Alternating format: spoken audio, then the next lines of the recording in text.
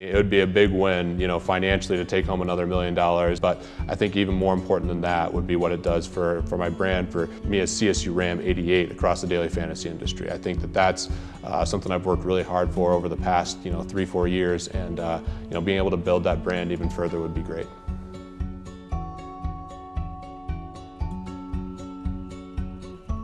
So my life right now versus last year is actually really similar. I was doing the same thing, playing fantasy sports full time. It's been awesome. I've been traveling more. There's a lot more media opportunities. So in that regard, it's changed, but still pretty much the same guy doing the same things. That's the first time I've seen him in the last 6 months, probably. He doesn't call me anymore. It's awful. No, he's been great. What's been most impressive is the grind. He's probably worked harder since he won the $1 million. I think that I am working more because there's more opportunities.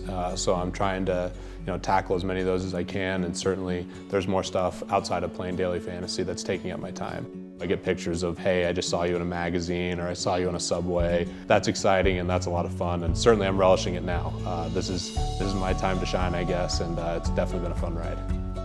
The coolest thing by far for me, because of daily fantasy this year, was going out to the Tiger Woods Foundation event out in Vegas. And then the pinnacle of the event was drawing the seat right next to Tiger Woods and Mark Cuban playing in the charity poker tournament. It was great meeting Tiger, and Mark Cuban and I really hit it off talking basketball, and we now have a relationship because of that. So that's been hands down the coolest experience.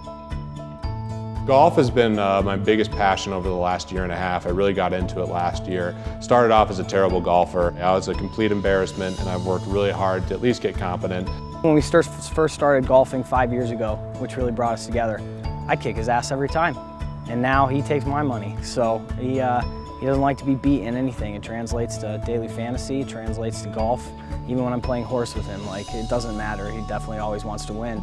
I love winning. I really do love winning more than anything. That's something that drives me, and it's not always about beating the other person, although sometimes it is if you have a rivalry, but it's more just trying to get the best out of yourself.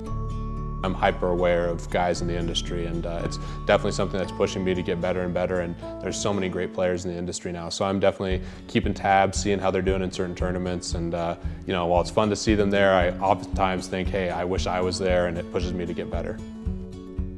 That's probably my favorite thing about daily fantasy, honestly, is getting to these live events and getting to talk with my biggest competitors, because we share a lot of the same interests. Obviously, we're doing the same thing for a living, so it's fun to be with them, and obviously we're competitive, but those are the times we can laugh about funny situations, talk about the industry.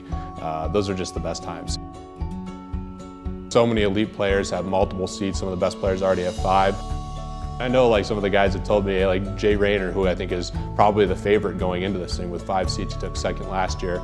He's jabbed at me on Twitter I want to work really hard to make sure I can take away that title from you. And I know other people, that's the nature of competition. They say, hey, you won it last year, I want to take that guy down. So if I'm not fortunate enough to win again, I'll certainly welcome the next DraftKings Daily Fantasy Baseball Championship winner.